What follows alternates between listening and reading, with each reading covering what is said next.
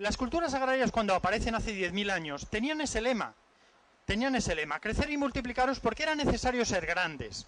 Y el problema de ser grandes significa que ahora mismo somos ya demasiado grandes, y ese lema ya no nos podría servir, no nos debería servir. La población humana en los últimos tiempos ha crecido de esa manera. En 1800 había en el mundo, es decir, los 10.000 años, si queréis poner, hasta el año 1800, llegaron a conseguir en el mundo solamente 1.000 millones de personas. Los segundos 1.000 millones de personas tardaron solamente 127 años. Lo que no se había conseguido en 10.000 años se consiguió en 127 años. Pero es que los siguientes 1.000 millones se consiguieron en apenas 40 años, y luego en 14 años, y luego en 13 años, y luego... Es decir, estamos en un proceso de crecimiento imparable, insostenible y acelerado. Y esa curva tiene que terminar en algún sitio, porque los sistemas son limitados. Evidentemente, esta curva os recordará efectivamente las curvas de consumo de materiales, de emisiones de residuos, porque es exactamente la misma curva desde el punto de vista matemático. Es la curva del crecimiento en la cual en las poblaciones al principio funciona, pero solo al principio, en la que hay un bucle de realimentación positiva, cuanto más crecimiento, más población, cuanta más población, más crecimiento, y eso aparentemente es así. Es así hasta que aparece el problema de la limitación del espacio. Y cuando aparece el problema de la limitación del espacio, eso se tiene que cambiar. Porque aparece un factor que no había antes, que es esa limitación. Limitación de alimentos, limitación de espacio, limitación de recursos. Y entonces la curva se ajusta. Se ajusta queramos o no.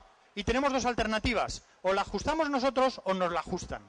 Y ya lo dijo Malthus, aunque no esté bien visto ya Malthus a estas alturas. Nos la ajustarán. ¿Quién nos la va a ajustar? Ya se la están ajustando. Los ruandeses se la ajustaron a sí mismos. 1 millón de muertos en Ruanda. ¿Por qué? Pues entre otras cosas porque había una sobrepoblación galopante en Ruanda, al margen de la actuación bastante poco brillante de las diplomacias francesas, europeas y demás. Bien, en algunos países se está ajustando esa población y se ajustará.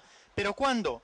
Casi todos los demógrafos y expertos en Naciones Unidas suelen decir que para finales del 2100, 2090 se habrá ajustado. Hay grandes dudas si el ajuste de población se quedará en unos niveles o en otros, pero en cualquier caso está claro que se ajustará. El problema es que ese ajuste es un ajuste que puede ser muy traumático.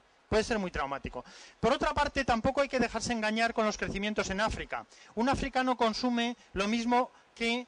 o 100 africanos consumen lo mismo que un norteamericano o que un europeo. Y eso tiene consecuencias también. No podemos echar la culpa aparentemente al crecimiento de los africanos cuando cada hijo nuestro consume 100 hijos africanos.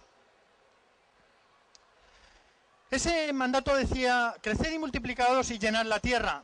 Somos unos fervientes traductores de eso. En realidad hemos llenado la tierra, la hemos llenado demasiado, la hemos llenado de edificios, la hemos llenado de coches, la hemos llenado de personas. Vivimos en un mundo hiperlleno de gente, ¿no? Hiperlleno de gente. Tan lleno de gente que cuando se aplica lo que os decía de la huella ecológica es algo así como medir lo que cada uno de nosotros necesitaría para sus consumos, para sus residuos. Es decir, ¿cuánto necesito yo de sitio para obtener la madera que consumo, el cobre que consumo, el oxígeno que consumo, el CO2 que emito? Y resulta que la huella ecológica de los países ricos ha pasado en 1900, cada persona de un país rico tenía 1 hectárea, consumía 1 hectárea en las necesidades del consumo que hacía. En 1995 eso está multiplicado por 3 o por 5. Es decir, cada uno de nosotros consume entre 3 y 5 veces lo que nuestros antecesores de países ricos en 1900 consumían. Y sin embargo, la superficie productiva del mundo se ha reducido, porque lo hemos degradado. Entonces, fijaros que son dos líneas que van en sentido opuesto. Necesitamos cada vez más tierras, pero hay cada vez menos tierras. ¿Eso qué quiere decir? Que la curva de crecimiento de la huella ecológica en el mundo ahora mismo nos está diciendo que necesitaríamos 1,3 planetas para lo que ya hay hoy día. 1,3 planetas. El problema es que tenemos uno y encima está magullado. Es decir, estamos por encima del nivel del planeta, ya. Pero es que además, si queremos que los chinos, y van camino de ello, se conviertan en europeos, necesitamos entre 5 y 10 planetas. Solo los chinos. ¿Y por qué los chinos van a tener menos derecho que nosotros? ¿O por qué los africanos? Es decir, si ya en la situación actual necesitamos 1 planeta, 3, ¿Qué va a pasar si supuestamente estamos vendiendo que todo el mundo tiene el mismo derecho a vivir como nosotros? Hay algo que no funciona, las cuentas no salen. Y para colmo, el mandato decía, y sometedla. La hemos sometido, y bien que la hemos sometido, ¿no? La hemos sometido incluso desde el principio. Una de las cosas que se están averiguando y que pone más truculento el panorama es que incluso nuestros antepasados, el cuento del buen primitivo era totalmente mentira. Ya los propios seres humanos, cuando llegaron a los primeros sitios, ya condujeron a extinciones, en las etapas cazadoras-recolectoras. Fijaros una cosa curiosa. En los países como, en los continentes como Norteamérica, Australia y Madagascar, veréis que hay, en las faunas de esos sitios, hay un momento de una caída espectacular de la biodiversidad. Desaparecen un montón de especies aquí, en Australia, aquí, en Norteamérica, allí, y en África no veis eso. En África no hay casi desapariciones masivas. Y resulta muy curioso comprobar que esas extinciones masivas se producen justo en el momento en que los primeros seres humanos llegaron allí. Hombre, puede ser casualidad, pero es una casualidad bastante malévola. Es decir, hoy día casi todos los antropólogos suelen identificar las llegadas de las especies humanas a los sitios con las extinciones de un montón de especies. Los maoríes son los últimos seres humanos que llegaron a tierras inexploradas, por decirlo así, de seres humanos en general. Cuando empezaron a llegar a las islas de la Polinesia, Nueva Zelanda, etcétera, había una fauna absolutamente extraña. Había, por ejemplo, grandes moas, aves de 2 metros. Desaparecieron todas en el plazo de muy poquitos años, nada más llegar estas gentes que cazaban con lanza. Eso quiere decir que somos una especie terrible, una especie con una capacidad agresora muy alta. Pero también tenemos que sacar una segunda conclusión, y es que a pesar de todo nos adaptamos a los ambientes. Por eso en África, de donde somos todos en el fondo, no ha habido grandes extinciones, porque en África la gente coexistía desde hace mucho tiempo. Entonces no hay grandes extinciones. Ha habido extinciones, pero no de llegada a hacer el bruto. O sea, somos elefantes en una cacharrería. Entramos, destrozamos y luego decimos, caramba, que quedan 3 cacharros. Cuidado, vamos a cuidarlos. Estamos en ese punto. Estamos en ese punto, pero a una escala mucho más grave que esa que estoy poniendo, porque es la escala de la sociedad industrial. Entonces, nos queda una alternativa nada más. Tenemos que gestionar el planeta. Ya somos los amos. Hemos sometido el planeta. Es nuestro. Estupendo. Vamos a gestionarlo. Tenemos que gestionarlo. Ahora, ¿cómo gestionarlo? Vamos a ver cuál es el modelo de gestionamiento que hay y qué problemas nos enfrentamos en la gestión. En la gestión, una de las gestiones más claras es la del agua. El agua es un recurso absolutamente básico para los seres humanos. Pues bien, vamos a analizar muy rápido el problema del agua en el mundo. Una cosa tan compleja como el agua en el mundo. Resulta que el agua en el mundo, la disponibilidad de agua en el mundo es solo de 40.000 kilómetros cúbicos de agua. Esa es la que es disponible. Hay mucha agua en el mundo, pero está en forma de mares, no es utilizable, de glaciares, que los estamos derritiendo, ahora más agua, pero irá al mar. Al final, esos 40.000 kilómetros cúbicos lo podemos repartir en 2 grandes tandas. Resulta que hay un flujo que es irremediable hacia el mar. Es un flujo que no es utilizable, que además es necesario para que el mar reciba aportes productivos, etcétera, etcétera. Y el recurso anual disponible, es decir, donde hay agua y hay gente que pueda utilizarlo, es solo de 12.000 kilómetros cúbicos. Esto en escala mundial. Ahora, ¿qué pasa con ese recurso anual disponible? Agua que podemos captar. Pues resulta que hay parte de ese agua que está en zonas donde no hay gente. Por ejemplo, el Nilo atraviesa una enorme cantidad de desierto. Allí no puede vivir mucha gente.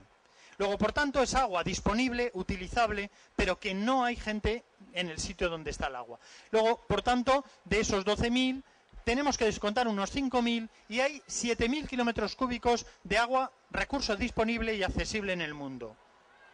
Vamos a ver qué pasa con esa. Pues resulta que ese agua que está donde debe estar para nosotros y que está utilizable para nosotros, la mitad nos la acabamos de cargar porque la tenemos contaminada. La mitad del agua potable del mundo que está en un sitio disponible para los seres humanos está hoy día ya indisponible por razones de contaminación. No la hemos cargado. Bueno, pues vamos a ver qué hacemos para gestionar esto. Pues para gestionar esto podemos analizar varias cosas.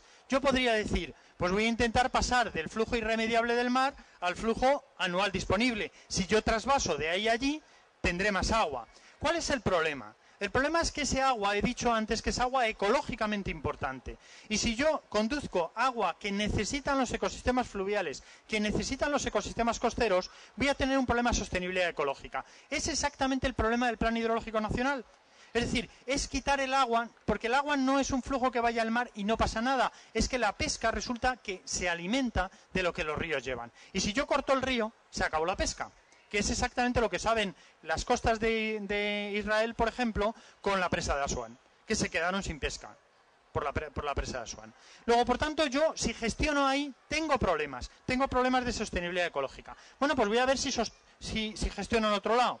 Claro, la gestión del otro lado es muy compleja. Si yo tengo agua en sitios donde no hay gente, ¿qué tengo que hacer? ¿Llevar a la gente? ¿Y cómo les llevo? ¿A punta de pistola? ¿Les meto en el desierto a punta de pistola? Hay un problema social, hay un problema de habitabilidad. No es factible hacer eso. Luego, por tanto, la gestión ahí tampoco es tan fácil.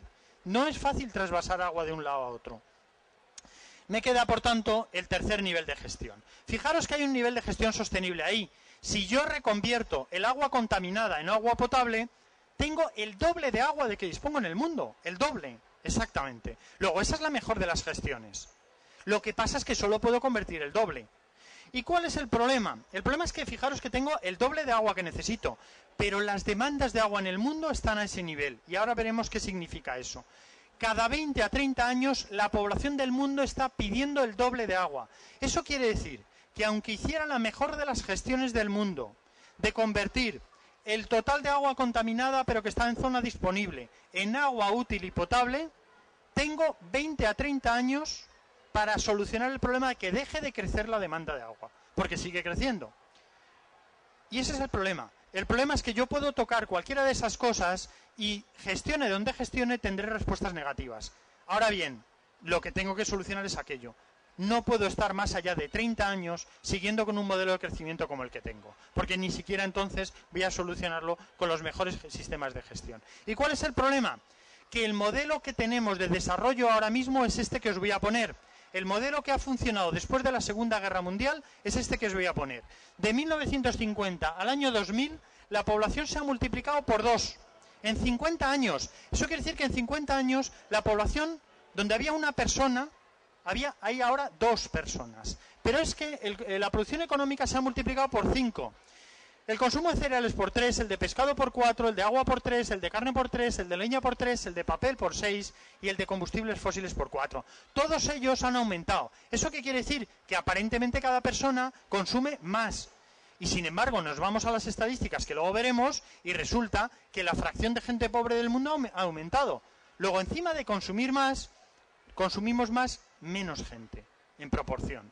Luego las cosas están disparatadas. Pero claro, si esto lo traducís en qué pasa del 2000 al 2050, tendríamos que la población no se muere multiplicado por 2, sino 2 por 2, 4.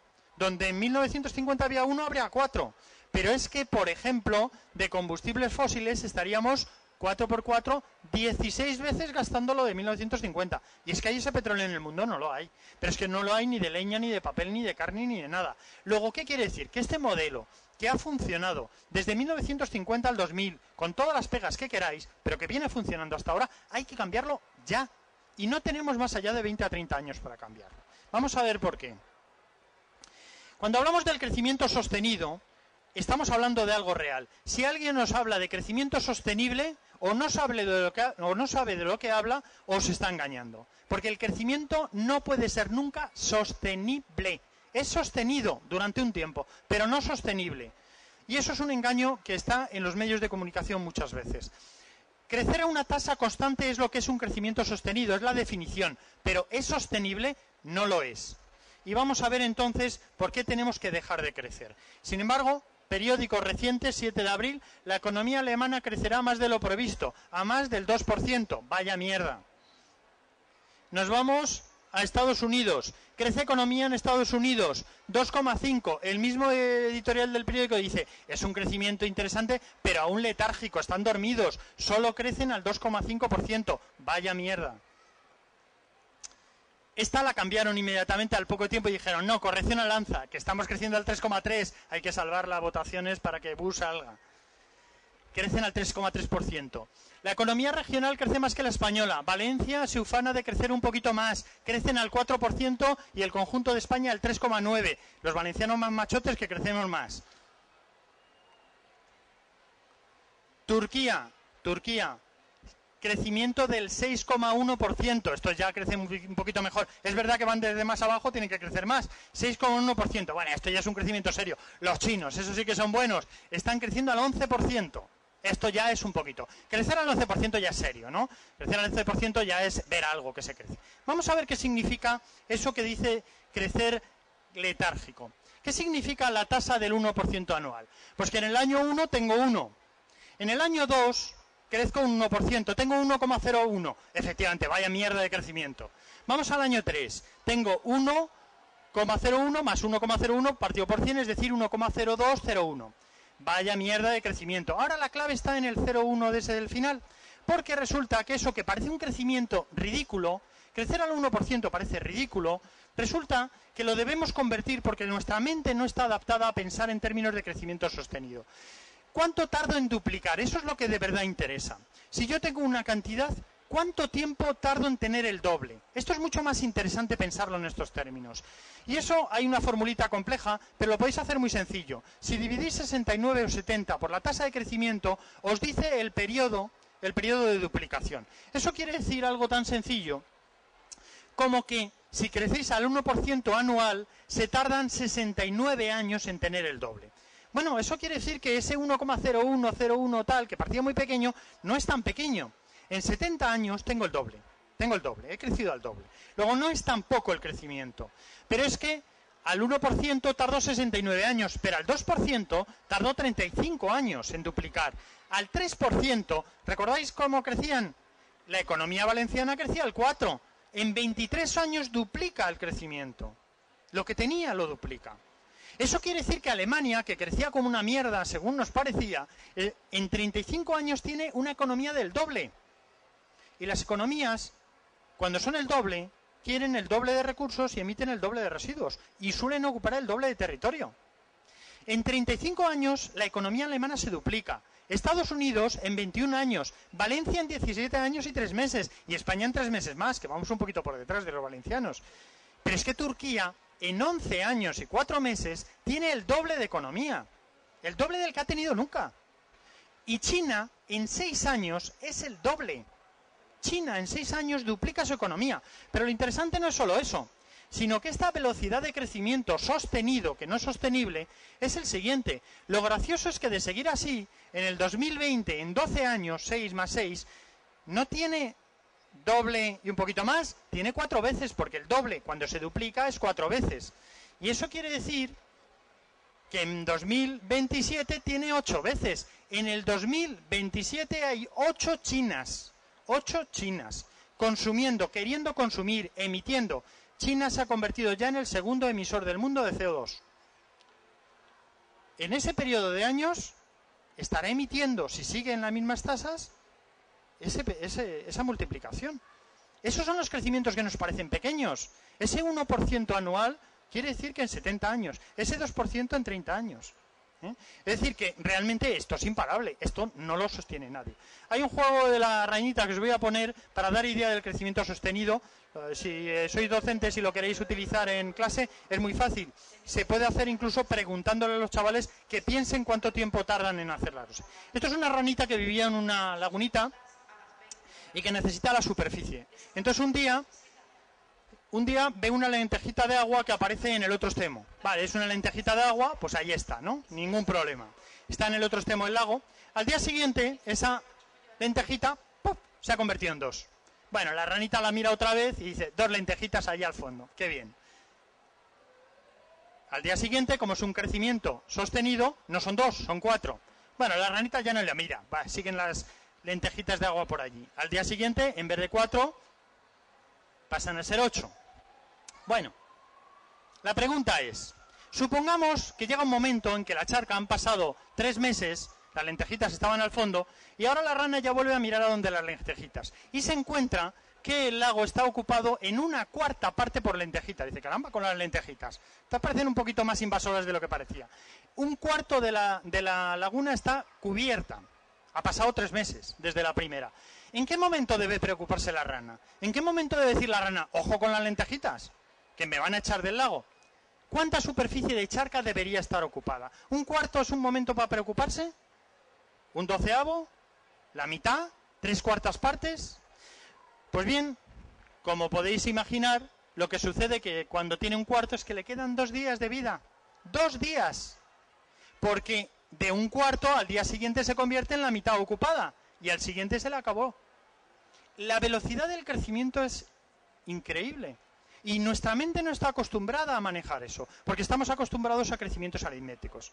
Entonces, el periodo de duplicación es importantísimo tenerlo en cuenta. Las velocidades de crecimiento hay que pensarlas en periodos de duplicación. Nuestra ranita dice adiós porque no se dio cuenta que en 2 días le echaban de la charca a la rana. Ese es el problema del crecimiento sostenido, de crecer a una tasa constante.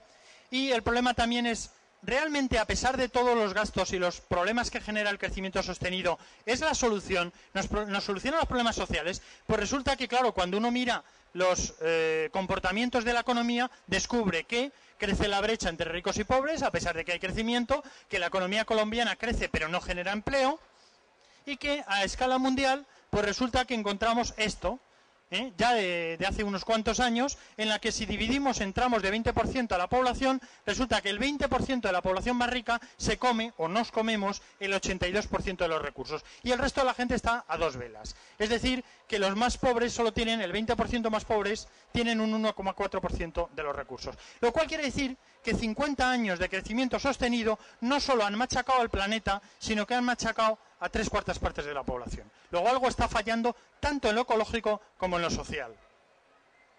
Bien, ¿esto es bienestar? Pues yo creo que no es bienestar, ni siquiera para los poquitos que viven bien, porque es desagradable vivir en un mundo en el que el 80% de la gente lo pasa mal. Entonces, en cualquier caso, ¿qué deberíamos hacer en cuanto a cuánto tiempo nos queda? ¿Qué debemos hacer? La situación es muy mala y yo creo que no hay que engañarse. La situación es tan mala como que la mitad de los humedales del mundo se han ido a la porra, los bosques se han reducido a la mitad, las flotas pesqueras, como sabéis, se consideran del 75% para arriba de los caladeros sobreexplotados.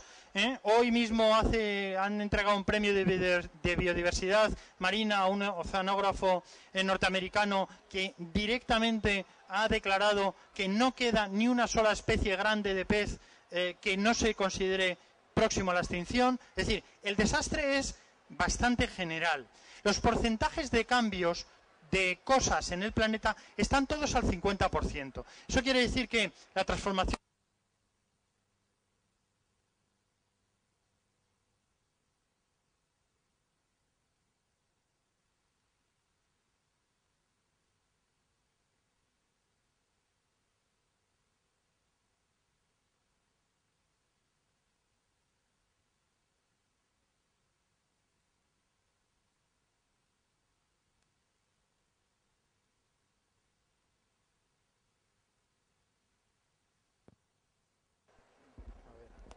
¿está? Sí.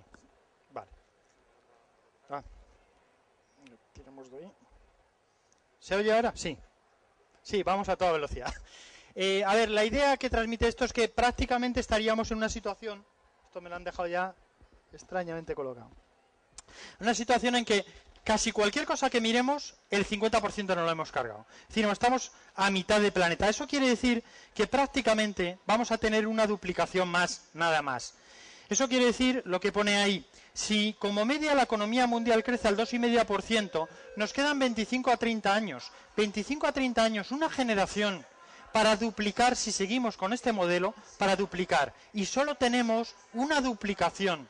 Por eso la gravedad, tenemos tiempo, pero tenemos una generación para cambiar el modelo. Solo una, solo esos 25 años. La transición, ¿cuál puede ser?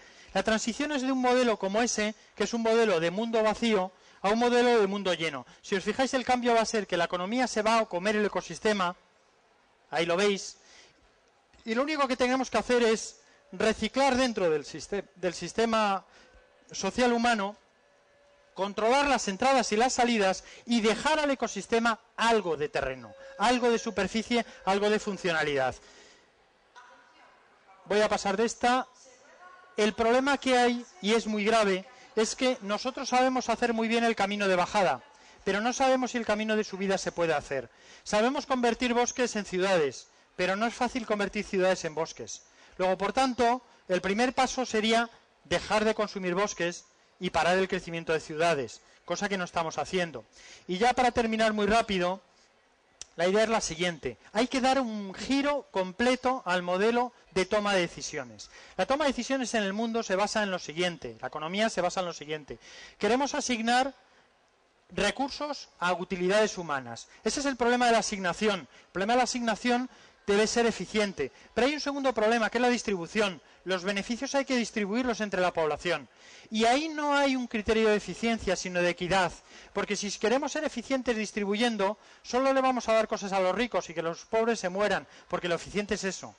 Luego, por tanto, la distribución tiene que ser justa, no eficiente. Y la escala debe ser sostenible. No podemos ocupar más de algo del planeta. Y el problema es que tenemos herramientas económicas, el mercado, para lo primero. Tenemos algunas herramientas del Estado social europeo que nos estamos cargando en el segundo nivel, pero ni siquiera tenemos herramientas de gestión sostenible. No sabemos cómo calcular cuánto de grande puede ser nuestra economía para que sobreviva el ecosistema. Y por tanto, lo que tenemos que hacer es cambiar los objetivos y el orden. Y esta es una verdadera propuesta política y social de fondo y de calado. Deberíamos cambiar totalmente nuestro sistema de decisiones. Deberíamos primero solucionar el problema de la escala a nivel global. Lo cual no quiere decir que los mozambiqueños tengan que hacer lo mismo que nosotros. Pero a escala mundial tenemos que crear un sistema para dejar de crecer globalmente. Dejar de crecer globalmente. Y por tanto tenemos que poner la sostenibilidad ecológica mundial como primer objetivo. Y el segundo objetivo tampoco debe ser el económico. El segundo objetivo tiene que ser una sostenibilidad social, porque hay 1.200 millones de personas que mueren en el mundo por falta de alimentos. Luego, por tanto, el segundo criterio debe ser ético.